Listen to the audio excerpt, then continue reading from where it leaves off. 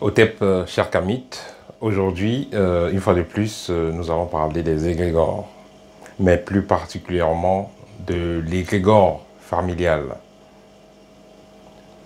Pour moi, l'égrégore familial est mille fois plus intéressant que les égrégores artificiels créés par des loges. Pour moi, cet égrégore est plus fiable, plus durable et plus efficace. Si vous constatez dans tous les continents, ceux qui sont ancrés dans leur spiritualité ancestrale, vous allez constater que ceux-là font un culte des ancêtres qui a pour but de renforcer leur égrégore familial.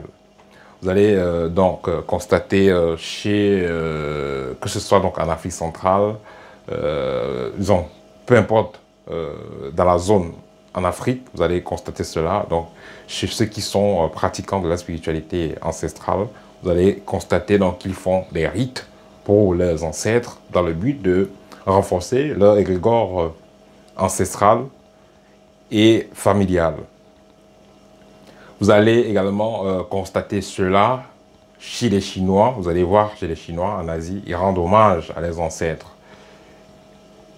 Vous allez également constater cela chez les Amérindiens, que ce soit les Indiens d'Amérique, comme on les appelle, que ce soit les Indiens, d'autres Indiens, les Indiens ordinaires, hein, d'autres Indiens, voilà, Mumbai et tout ça, cette zone de l'Inde là, vous allez constater cela, que ce soit au Pakistan, un peu partout, vous allez constater cela. Même en Occident, même chez les Européens, vous allez constater cela. Même en Russie, vous allez constater cela. Parce que j'ai vu cela chez les Russes. Et dans toutes les familles russes que vous allez visiter, vous allez constater, ils aiment faire ça au niveau des armoires, des penderies. Vous allez voir dans une penderie, on a mis la photo, ils ont mis la photo de leur saint.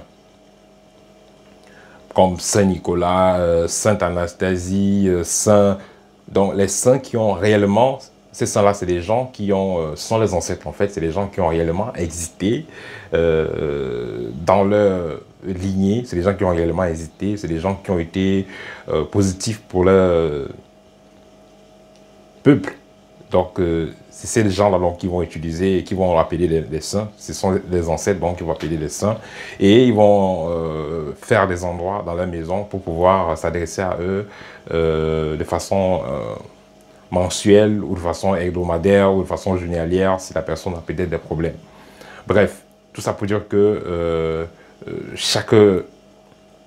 dans chaque continent, il y a une forme de spiritualité que les anciens mènent dans le but de vivifier leur égrégore, dans le but de vivifier également leurs ancêtres, parce que cela va aller de pair.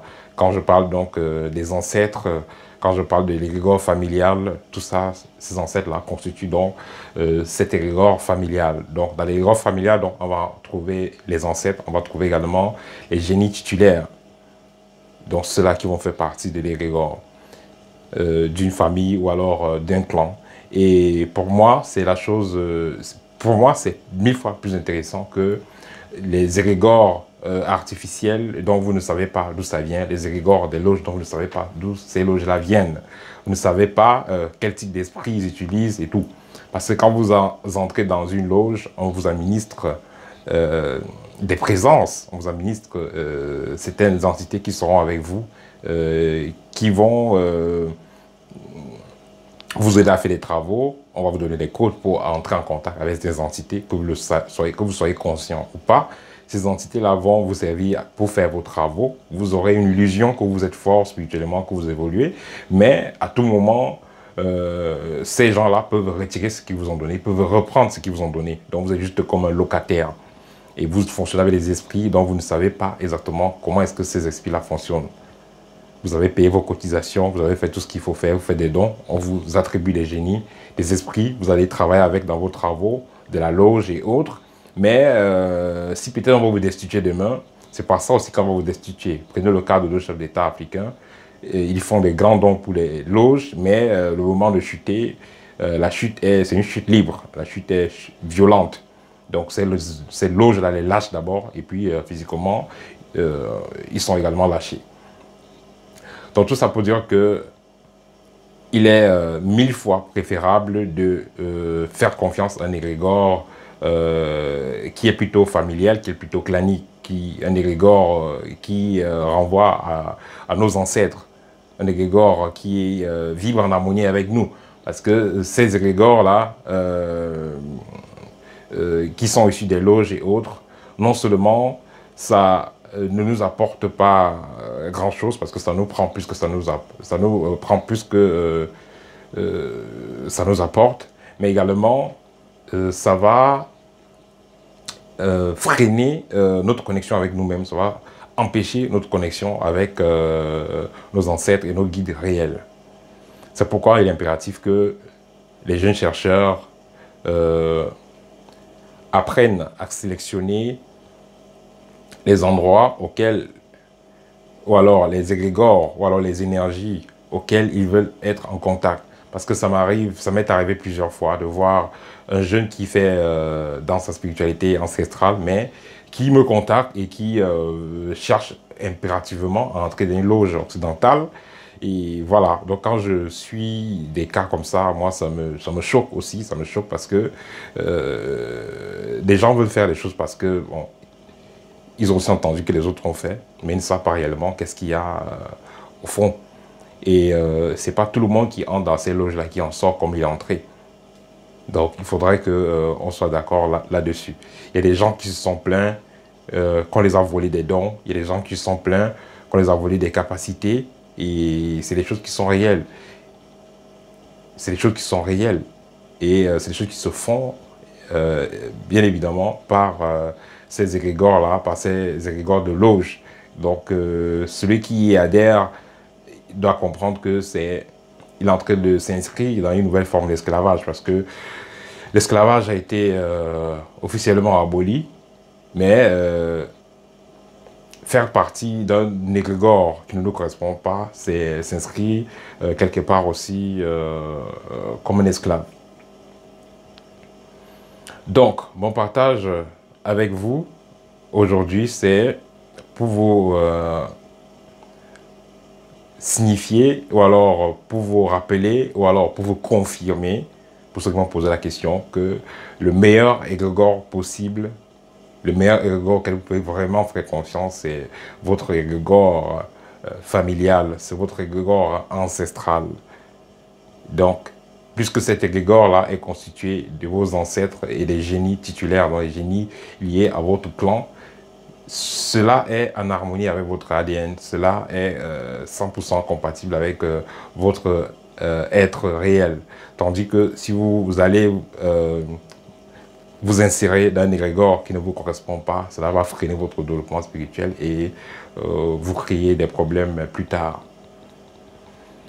Pour ceux qui ont visité l'Ouest Cameroun, et je pense que également dans d'autres pays, vous allez trouver cela.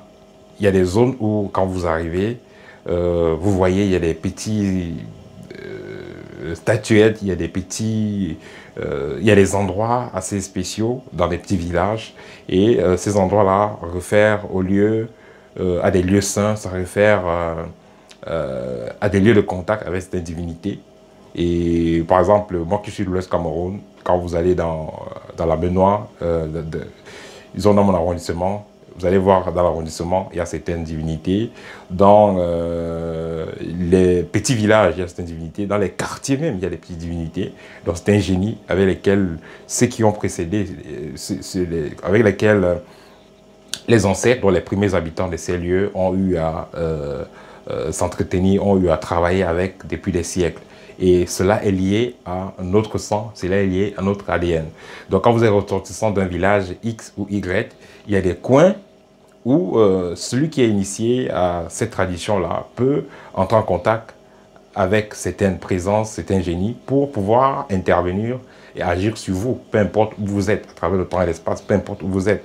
Donc vous pouvez être aux États-Unis, quelqu'un sait que vous êtes ressortissant du village X, il part dans votre village, à tel endroit, il y a une divinité qui sert à faire telle ou telle chose, il va entrer en contact avec cette divinité-là et il va directement être en contact avec vous dans le sens, dans le plan énergétique et astral parce que ces divinités-là ont été consacrées pour cet effet-là.